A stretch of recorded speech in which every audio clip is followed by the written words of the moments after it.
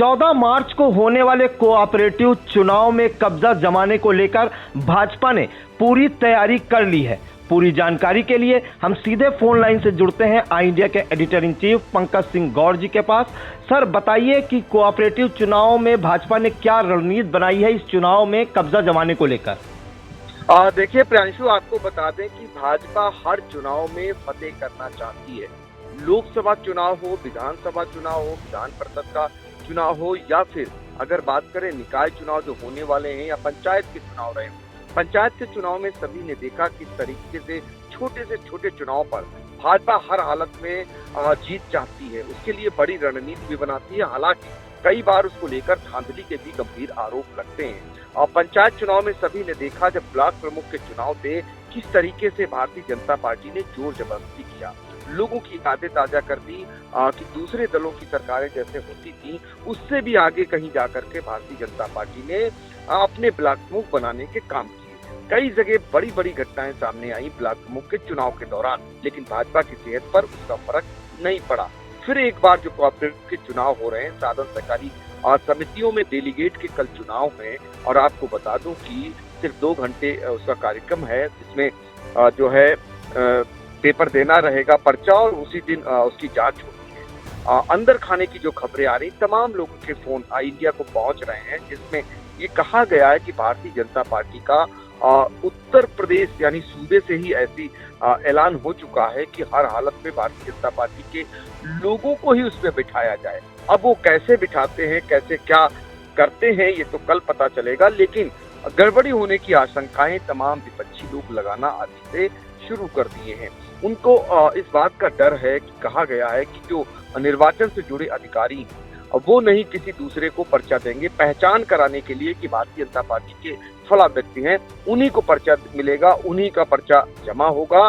बाकी गैर भाजपाई जो गैर भाजपा के लोग हैं उनका पर्चा नहीं लिया जाएगा। ऐसे आरोप विपक्षी दलों के लोग लगा रहे हैं। खास बात आपको बता दें, ये भी सामने आ रही है कि यहाँ तक ये भी आरोप लगाए जाने लगे हैं कि उनके नाम बाकायदा भर चुके हैं जिनको कल डेलीगेट बनना है, क्योंकि यहीं से शुरुआत होगी जो है साधन सहकारी समितियों में डेलीगेट बनने की। उसके बाद वो चेयरमैन बनते हैं, फिर TCDF हो गया, क्रय विक्रय समिति हो गई, उसमें जाते हैं। तो शुरुआती दौर है, तो शुरुआती दौर में ही भारतीय जनता पार्टी अपने लोगों को बिठाने की पूरी तैयारी में है और यहाँ जब वो बिठा लेगी जिसके बाद आगे चलकर बड़े पदों पर भी काबिज होगी। और फिलहाल क्या स्थिति बनती है ये तो आने वाला समय बताएगा, कल जब होगा और देखना होगा। फिलहाल जी सर, क्या जो जिस तरह से ब्लॉक प्रमुख के चुनाव में स्थितियां तनावग्रस्त थी, क्या उसी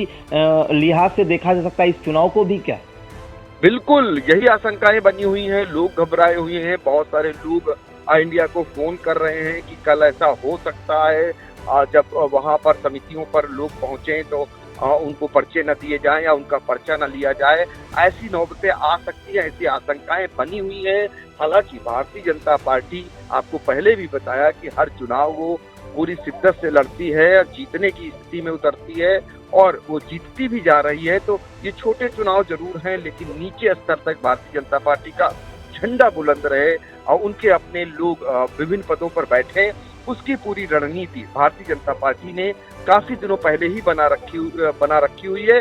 अब इसको कितना अमली जामा पहनाया जाता है ये तो फिलहाल कल जो है पता चलेगा। जी सर, बिल्कुल। तो साधन सहकारी समितियों में डेलीगेट के चुनाव 14 फरवरी यानी कल मंगलवार को होने हैं और जो विपक्षी दल है वो यह आरोप भी लगा रहे हैं कि भाजपा ने जो तैयारी की है अंदर खाने से, उसमें ये तय हुआ है कि केवल भाजपा के कैंडिडेट के ही पर्चा जमा किए जाएं और किसी के पर्चे ना जमा किए और बाकायदा किसे पर्चा जमा करना इनके नाम भी तय किए जा चुके हैं। ऐसी अंदर से खबरें भी आ रही हैं और जैसा कि ब्लॉक प्रमुख चुनाव में भी देखा आपने कि तनावग्रस्त स्थिति पूरी तरह से थी, वही आशंकाएं इस चुनाव में भी जताई जा रही हैं और विपक्षी दल भी कह रहे हैं कि इस चुनाव में पूरी गड़बड़ी होने की आशंका है। फिलहाल कल क्या होगा ये तो आने वाला वक्त बताएगा, कल ही देखा जाएगा। लेकिन विपक्षी जो है हमलावर जरूर है इस छोटे से चुनाव को लेकर भारतीय जनता पार्टी पर। तो सर बहुत बहुत धन्यवाद सर जानकारी देने के लिए दर्शकों को।